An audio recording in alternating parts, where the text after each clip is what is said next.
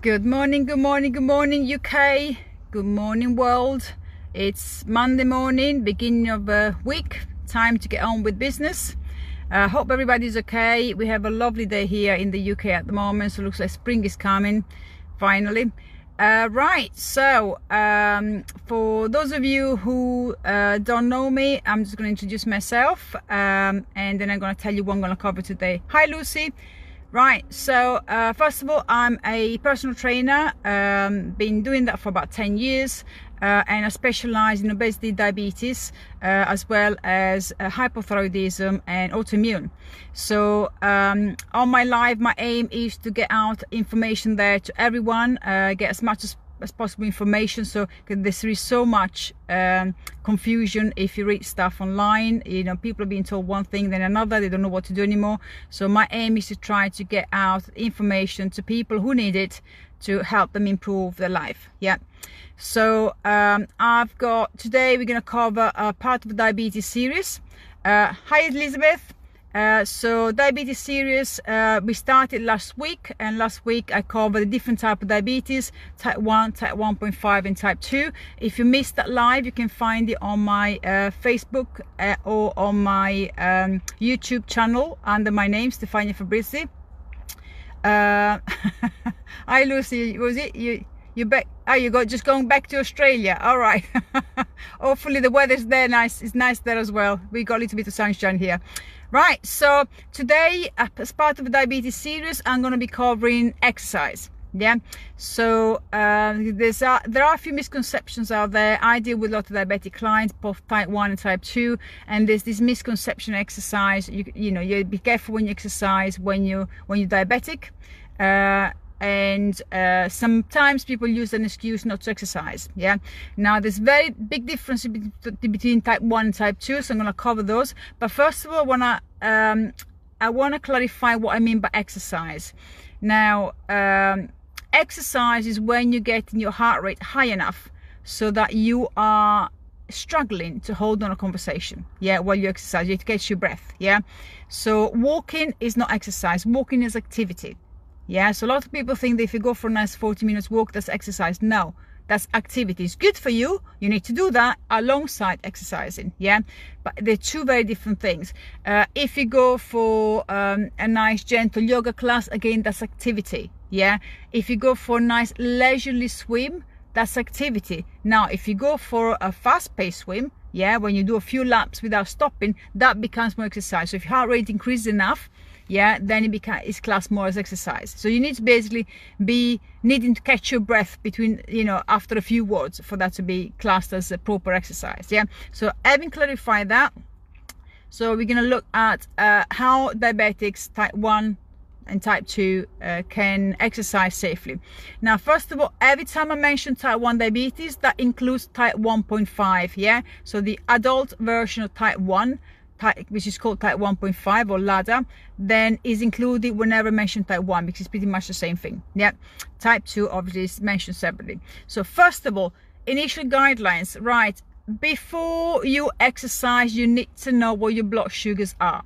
Yeah, so if your blood sugars are above 13 millimole per liter, yeah, then you need to avoid exercising. Maybe go for some nice activity, some lighter activity. They're too high. Yeah, likewise, if your blood sugars are below 3.3 millimole per liter, then you need to postpone exercise and have some food. Yeah, now why am I saying that?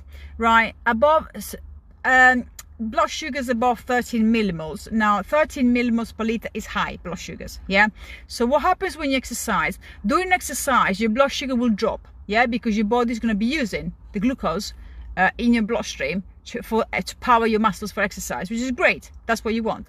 However, after exercise, your blood sugar will increase, you know, considerably, because then your body has produced extra glucose to help the muscles. Yeah, so when that happens, and if your blood sugars were 13 millimole to begin with, then they drop down a little bit, but then you got this massive spike after exercise, you may end up going in a very serious area. Yeah, so if it goes too high, that works for type 2 diabetics. Yeah, now type 1 diabetics, they got another issue. Not only that, if their blood sugar is going to be high, it's dangerous for them as well, but in addition, if a blood glucose levels are high, there is a chance that the ketones might be high as well.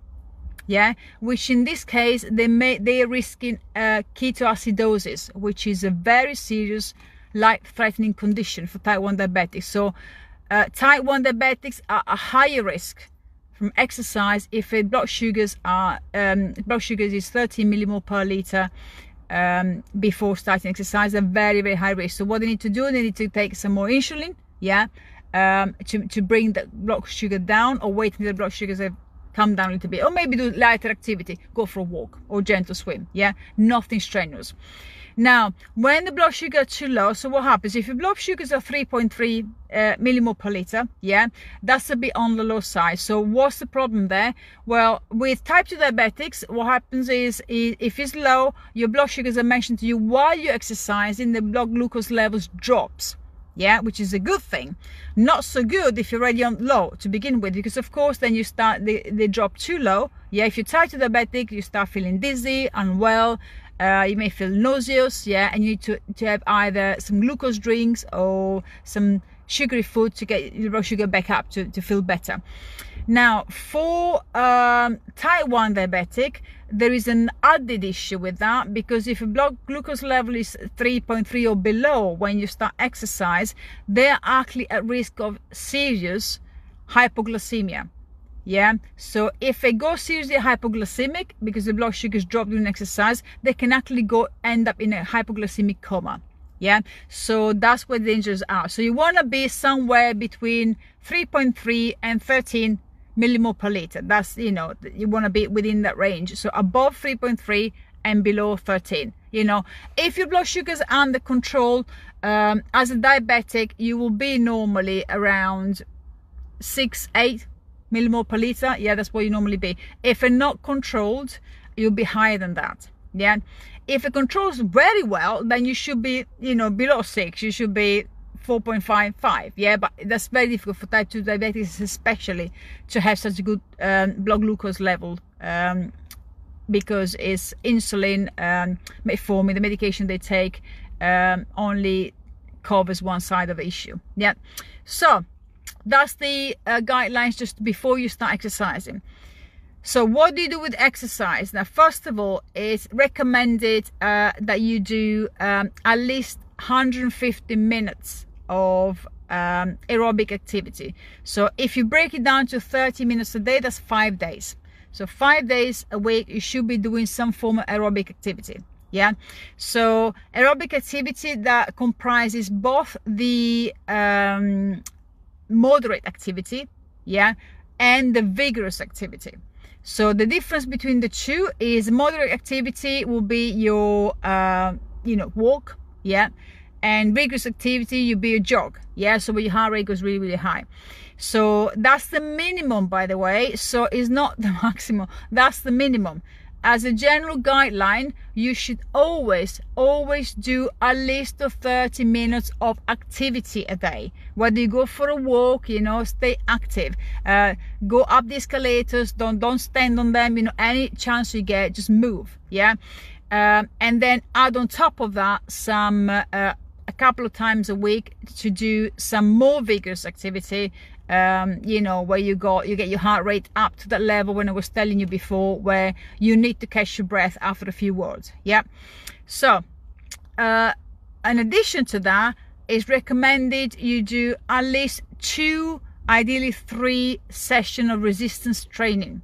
Yeah, and that's for both type 1 and type 2 diabetic, because of course keeping your heart health is great with aerobic exercise, but your muscles need to be kept healthy as well, you know, because muscle mass is extremely important for the body, and if that starts deteriorating because you're not using it, yeah, walking is just not gonna do much for your muscle mass. Yeah, so you need to do resistance training exercises.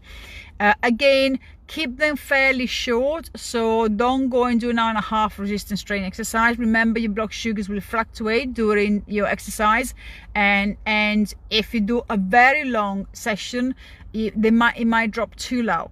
Yeah, and then you're gonna, if you're type 2 diabetic, you may find you start getting dizzy, you feel sick, you know, and you can potentially injure yourself if you're doing weights. If you're type 1 diabetic, you could potentially get yourself in either ketoacidosis or hypoglycemia, hypoglycemic coma if your blood sugars get too low. Yeah, so the guidelines for resistance training for diabetics is, again, ideally 30 to 45 minutes, no more than that. Yeah, so now you can combine the two. You know, the ideal combination would be to do some aerobic exercise and some resistance training. That's what I tend to do in my session. You do an hour and there's a mix of some aerobic and some resistance training, so you get the best of both worlds. Yeah, if you don't want to do an hour, some days do 30 minutes of aerobic training and other days do 30 minutes of resistance training. Yeah, so you adjust it to what you can do. So it's very, very, very important that type 1 and 2 diabetics do an extended warm-up. Yeah, so you don't just go 5 minutes on the cross trainer and you're warmed up. No, that is not going to do it for you. You want to do at least 10 minutes, 15 minutes. Yeah, 10 to 15 minutes on the cross trainer.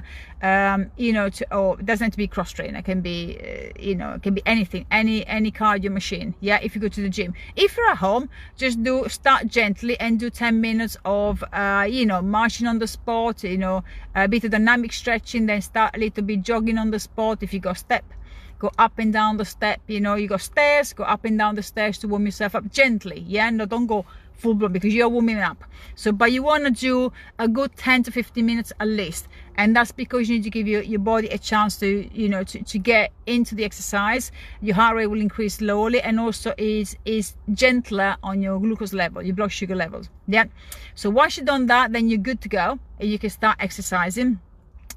So as I told you before, you got to do you know, a session at maximum 1 hour. Yeah, I would say if you're exercising by yourself, you want to maybe limit it to 45 minutes, especially if you're doing weights as well, just until you know what you're doing.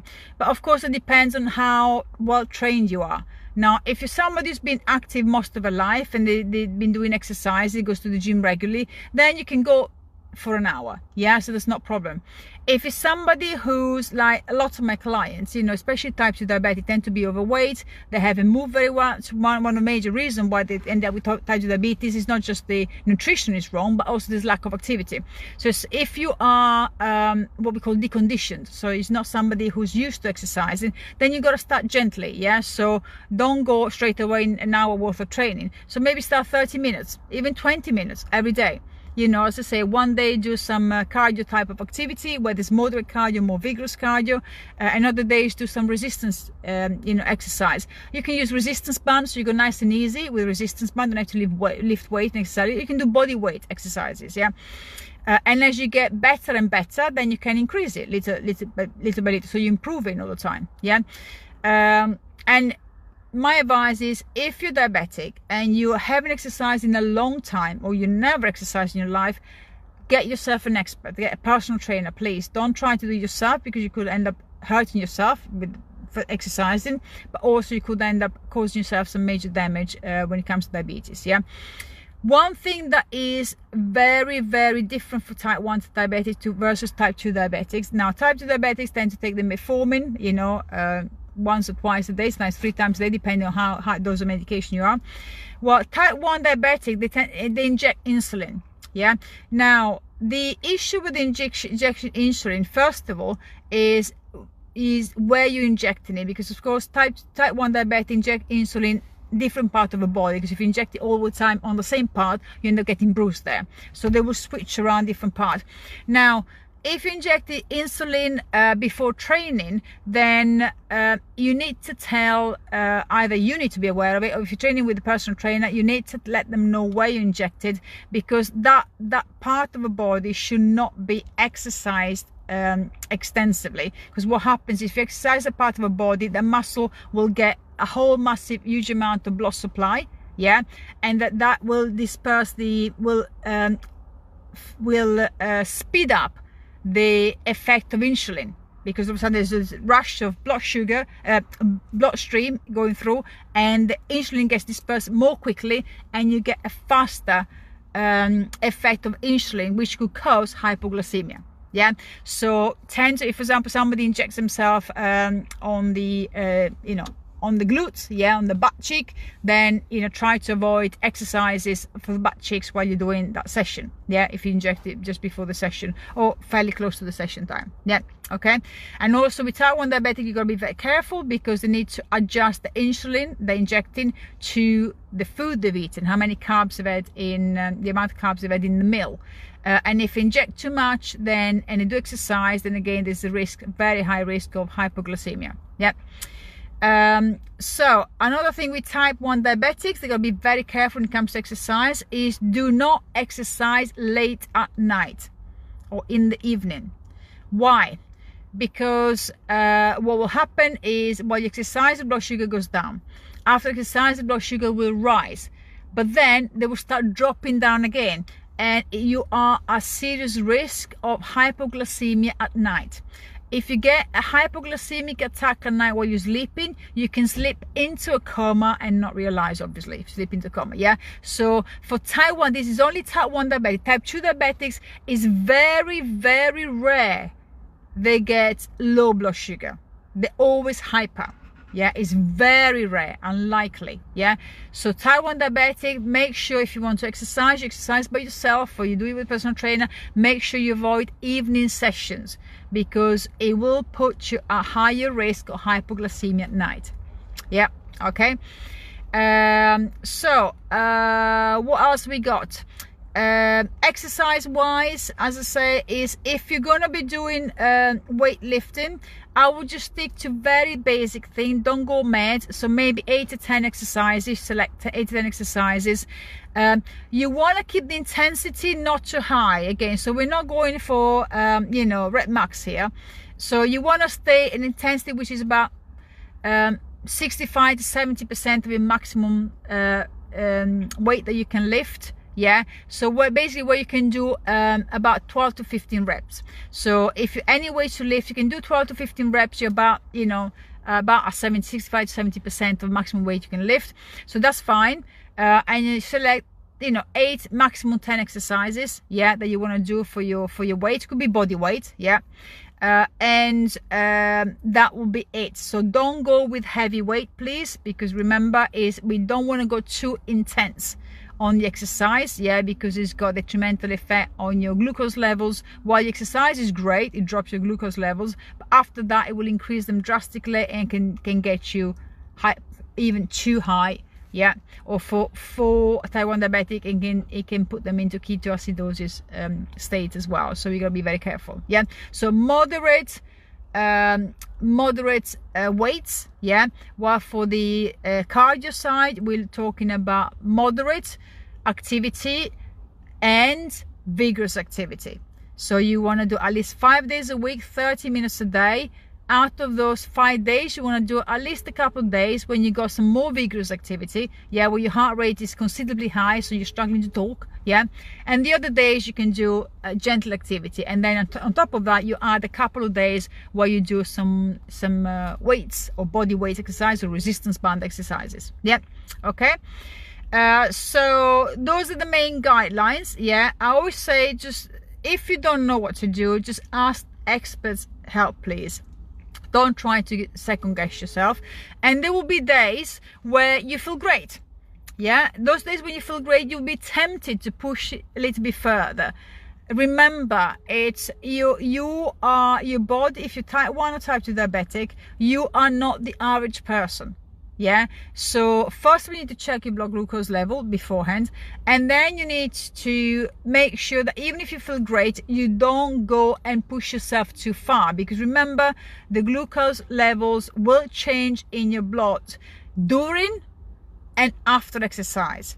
Yeah, during exercise they will drop, which is not normally a huge problem provided you haven't started with too low blood sugars, but after exercise it will increase again. Yeah, so that's when there's potentially pitfalls. Yeah, so and the more intense the exercise, the higher and for the longer the blood sugar will stay. Yeah, so that's one thing you need to be aware. That's why I was saying with type 1 diabetes, you have to be so careful. If you do exercise in the evening, vigorous exercise in the evening, they might feel fine when they go to bed, and at 2 o'clock at night, they end up in hypoglycemic coma. Yeah, so not too intense. Yeah, just remember that.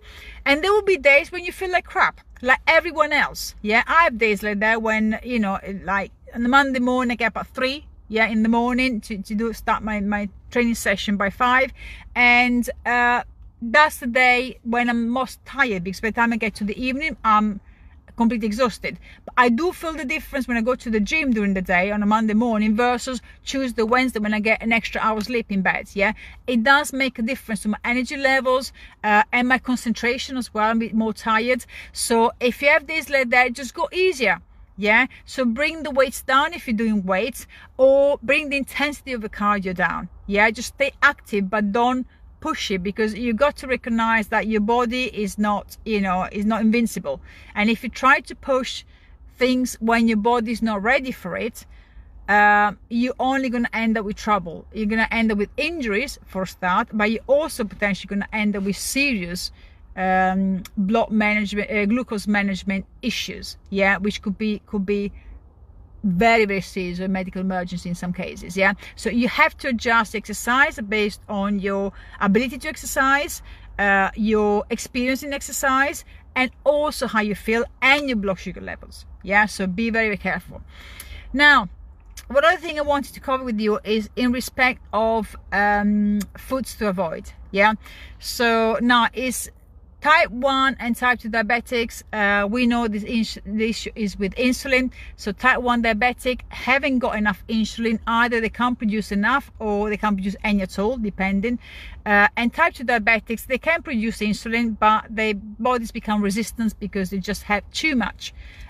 Eating too many carbohydrates for too long, for too often, and too much food, and eventually the body is the cells in the body, they can't take no more glucose because it's detrimental. Yeah, so what are the foods you need to avoid? So because the issue is insulin, and insulin only comes into play when carbohydrates are ingested. Yeah, some protein as well, but mainly carbohydrates. Yeah, so the main thing is to avoid the wrong carbohydrate. I'm not saying don't eat carbohydrate. Well, type 2 diabetes should eat very low carbs, very low carbohydrate diet. Yeah, type 1 diabetic needs to have carbohydrates because they need to eat more regularly. Yeah, and they have no insulin whatsoever, so they have to have carbohydrates. But again, doesn't have to be huge amounts. Yeah, and they will adjust the insulin based on how many carbohydrates they have. So what kind of food should be avoiding? Sugars.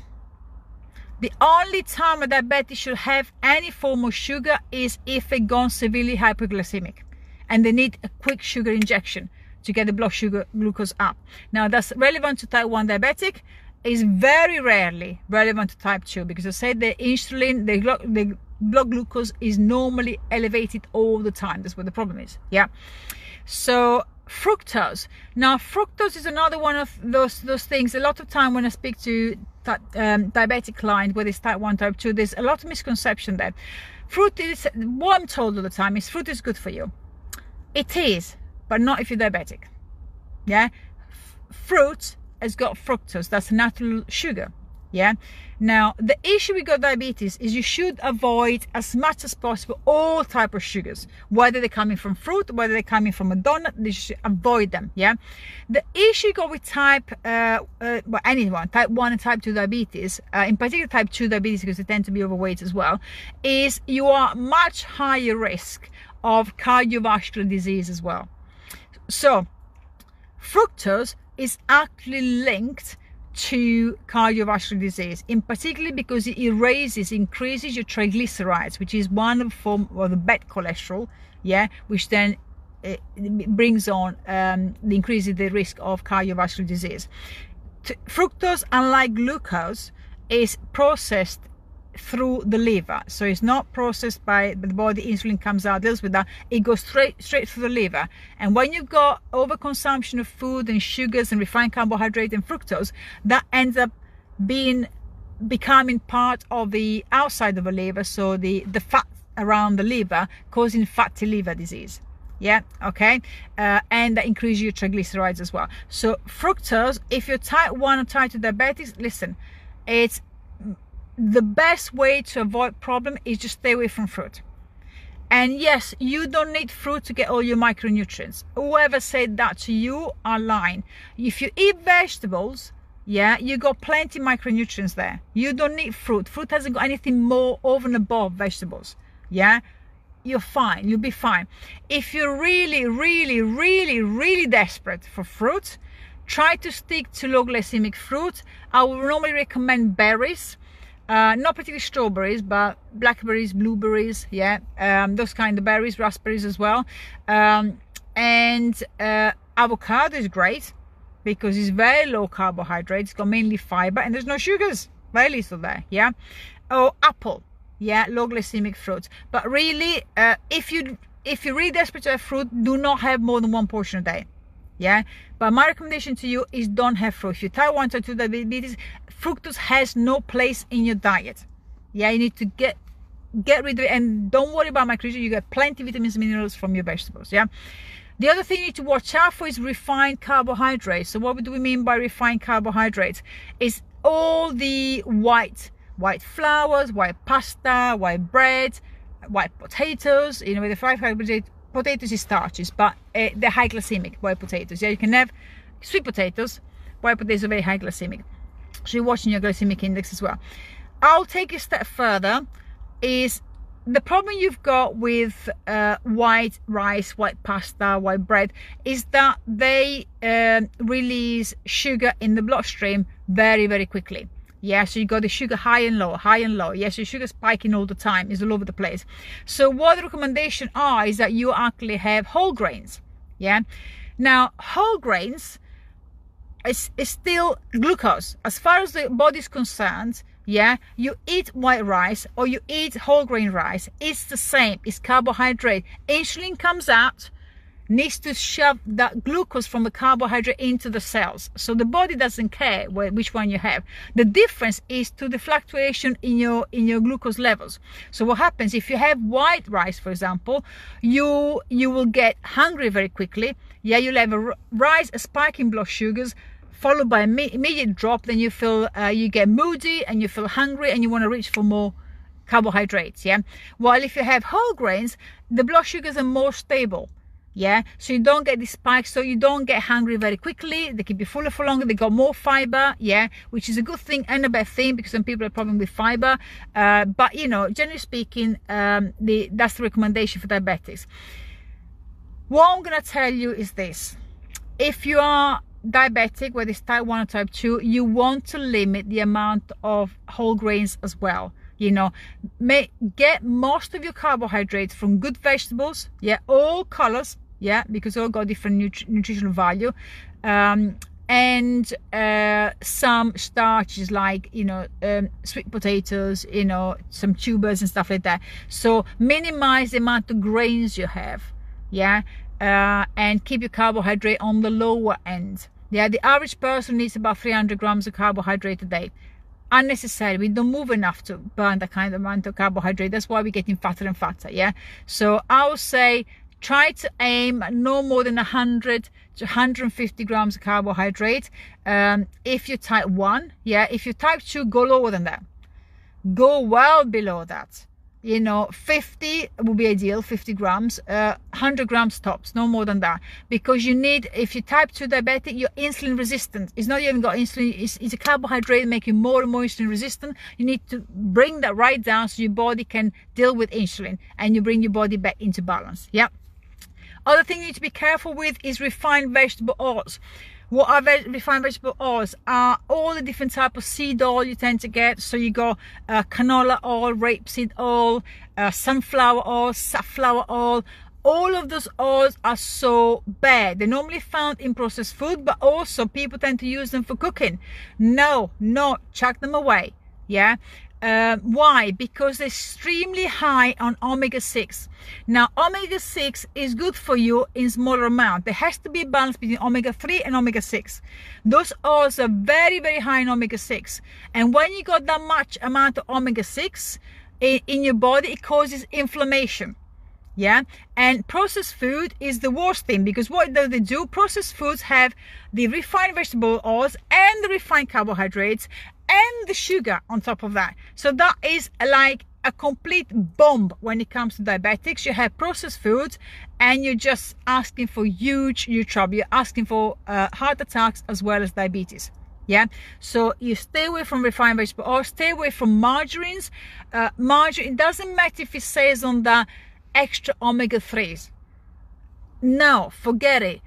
Margarine, stay away from it. You want to have some spreadable stuff. Yeah, you go get some butter, leave it out of the fridge, and that's a much better for you. It's more natural than hygiene than margarine. Margarine contains trans fat. Trans fat been abolished in some countries, are so bad for your health. Yeah, so no margarine at all. You want to spread something, use butter, leave it out of the fridge. Is softer and you can spread it, that's fine. In respect to cooking, good oils for cooking, don't use any refined vegetable oils. Use either coconut oil, that's quite good for cooking. Again, you can use butter for cooking. You can use olive oil, not extra virgin olive oil, only olive oil for cooking, provided you're not frying. Yeah, so for cooking sauces and stuff like that, fine. Otherwise, use coconut oil. Yeah, if you want to fry and stuff like that. And for seasoning, you can use extra virgin olive oil, great for seasoning, and avocado oil, quite great. Yeah, stay away from all the other stuff. The other stuff is really highly inflammatory, and when you're diabetic, your inflammation levels are up here already as it is. You add to that, you cause more problems. Yeah, so processed food, of course, that's an obvious thing. You stay away from processed food. Yeah, what processed food? Everything that you find in the packet. Yeah, if it doesn't come like that in nature, so if it didn't walk, swim, breathe, or didn't come up from the ground or down from the trees, that is processed. Yeah, so all the things that are touted as healthy, these healthy cereals, Weetabix, they're not healthy. They're processed, mega processed. Yeah, so protein bars, stay away from that, full of sugars. Even gluten-free stuff is full of sugar. Yeah, so you gotta read the ingredients. You're watching out for sugars, which could be called dextrose, it could be called glucose, it could be maltodextrin. There's so many names for sugar. Yeah, you watching out for any of the refined vegetable oils. Yeah, and fructose. You want to stay away from all that kind of stuff. So the more you avoid processed foods, the less chances you're going to eat any of the foods that are going to make your diabetes worse. Yeah, and also be very careful with drinks. Yeah, it's anything from your coffees. Yeah, you're going to get your coffees at Starbucks or Costa, wherever you get it. Yeah, don't add syrups to that. That's pure sugar. Yeah, it's rubbish. All these drinks like you know, Lucozade, sports drinks that give you energy, no, they're full of sugar.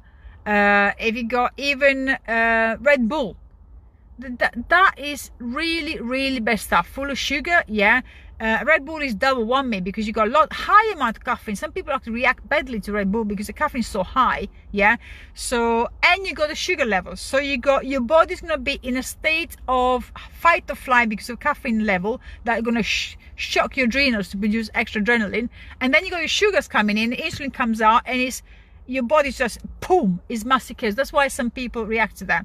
No good for you. Any type of soft drink, no. I don't care if it's got no calories. It makes no difference. Stop thinking calories, start thinking sugars. Yeah, diabetics look at Coke Zero or Diet Coke, isocase, it's got no calorie. It makes no difference. If it's sweet, it's got sweeteners. It's got sweeteners, insulin comes out, and then you might as well have had a spoonful of sugar. It's exactly the same thing. Remember, the body doesn't care if you're having a donut, if you're having a soft drink. It's the same. It's the same reaction. It's sugar. The body has to deal with that. It doesn't care which sugar it is. It doesn't need to. Yeah, it processes sugars in one way, processes your carbohydrates and sugars in one way, processes your fats in another way, and your protein in a different way. That's all it cares. Same with protein. Whether you eat lamb or you eat beef, the body doesn't give a crap about that. It sees proteins and fat, and it deals with them. You eat rice, you eat fruit, or you eat a donut. The body processes those in exactly the same way. Yeah, that's why I'm saying you have to reduce your carbohydrate amount if you're diabetic. Type 2 diabetic even more. Yeah, if you want to stand the chance of reversing your insulin resistance, because yes, you can be reversed. Yeah. So the best way to go about with type 2 diabetes is to go on a low carbohydrate diet, yeah, and keto is ideal, yeah, and don't worry about if you can have fruit. As I said before, you have plenty of vegetables. You know, I don't even eat vegetables, yeah, I don't eat no fruit, no vegetables, and I got no nutritional deficiency. Why? Because I have liver contains even more nutrients than any fruit or vegetable does, yeah. So you just adjust, you don't have to go down that way, but lower carbs. So if type 2 diabetes, 50 maximum 100 grams of carbohydrates a day, and the rest you make up with fats, good fats and protein, yeah. And if you're type 1, you can have more, yeah. You need to be careful, obviously, because you need to eat more regularly and you dose your insulin accordingly, yeah. But you can go on low carb as well, and there's a clinic in Hungary called Paleomedicina doing wonderfully with treating type 1 and type 2 diabetes with the very low carb diet. Actually, some of them completely carnivorous diets with no fruit or vegetables, yeah. So that goes to show you can actually help lower medication, and for type 2 diabetes put in complete remission by cutting back or cutting out completely carbohydrates, yeah. So while your exercise is very important, yeah, you need to make sure your food, what you're eating, is correct. And after exercise you might feel hungry. That's when the temptation to eat all the wrong things are there. Make sure you plan ahead, yeah. Make sure you have a good meal after you exercise, especially if you do resistance training, because it makes you hungry, yeah. The more you use your muscles, the more they grow, and the more muscle you have, the hungrier you get, yeah. So you feel hungrier if you have 30 minutes of resistance training as opposed to 30 minutes of moderate cardio, yeah. So you feel hungrier and tend to be hungry for a little bit longer. So make sure you plan ahead, yeah. And that's about it, guys. So we covered the exercise guidelines, yeah, type 1, type 2 diabetics, what you should be doing, yeah, in respect of aerobic exercise versus resistance training, and obviously you need to adjust that to your ability, to your training experience, yeah, but also to how you feel on that day and your blood sugar levels. So make sure you check your blood sugar levels. It is also advisable, by the way, not many people do that, but it is advisable to check your blood sugar levels after exercise. Why am I saying that? Because it gives you an idea of how much intensity you should be having, because you might be doing a session, for example, decide to do some body weight exercises, resistance training using your body weight, and your blood glucose levels was fine when you started. You do your 30 minutes, 40 minutes, however much you can do, and then an hour later you find that your blood sugars have shot up well high, and 2 hours later they're still at that level.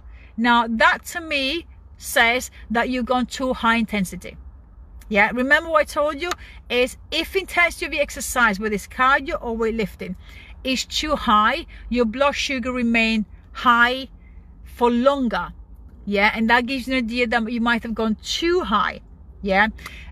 So provided it's they're not gone really high. So remember the figures of 13 millimole per liter, that's the cutoff time, yeah, cutoff line. So you don't want your blood sugars to go at that level or above that for a long period of time after exercise. If it does, that means it was too intense, yeah.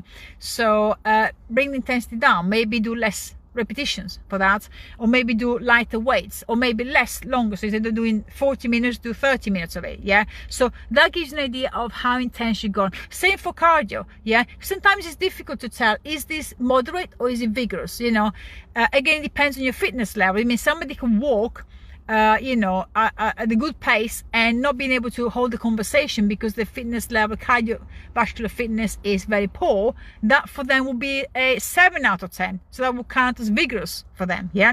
For somebody who's used to training, they could walk, power walk, and still be able to hold the whole conversation. And that for them will be a 5 out of 10. That will be moderate, yeah. So it is individual. So checking your blood sugars after exercise, whether cardio or resistance training, will give you an idea how your body is responding to exercise, to that particular exercise, and then an idea whether you need to scale it down or scale it up. Because you might find if there's no difference in your blood sugar, then it means maybe you're going too easy. So you need to put enough effort for that to have an effect, yeah. But the main thing is that you stay active every single day. Every single day activity, walking, stuff that is moderate, yeah. then you need to add at least a couple of days of vigorous activity where you cannot hold a conversation without having to catch your breath. Yeah, your heart rate goes higher. In addition to that, you want to do at least a couple of days, I would say 3 days would be even better, of some form of resistance training, whether it's body weight, resistance band, where you use weight training, whatever it is, where you actually exercise your muscle. Yeah. So that you strengthen your muscle, keep your bones strong. Also, remember, when you do weightlifting, resistance training, your bone density increases, so it helps you avoid osteoporosis later in life. Yeah, so there's lots of big benefit. In addition to that, of course, the more muscle you have, it helps you lower body fat, helps you keep your blood sugars level during the day as well. Eventually, once the initial things are finished from the exercise. So all in all, it's, if you're diabetic, you should exercise. Yeah, watch your food, make sure you exercise regularly, stay active. That's what you need to do. And type 2 diabetes can be reversed completely. Type 1, obviously you can't, because you just haven't got the beta cells to produce insulin, or you haven't got enough of them left. Yeah, so you have to depend on insulin, but you can still have a good life, and control your blood sugars through a good diet and some activity as well.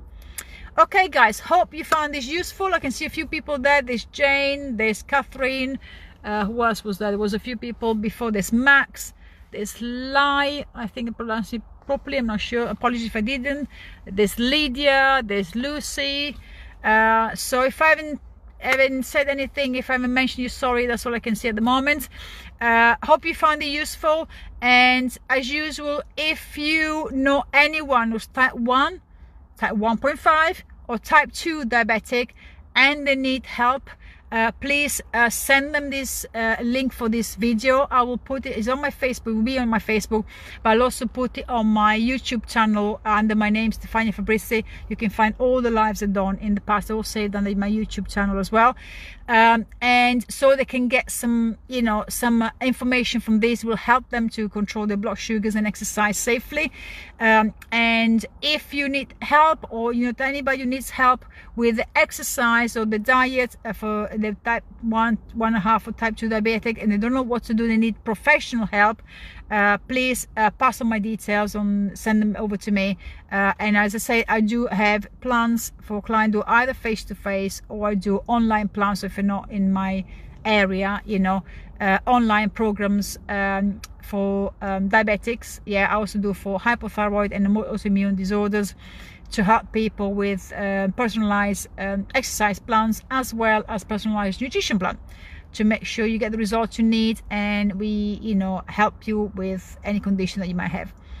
Okay, excellent. So have a great day, everybody. Hopefully I haven't kept on blabbering on for too long. I'm trying to reduce the length of this live because I can go on forever and more, and hopefully you got some good advice from this. And as usual, feel free to comment any question. If you comment, I will answer. And have a great week. Bye everyone.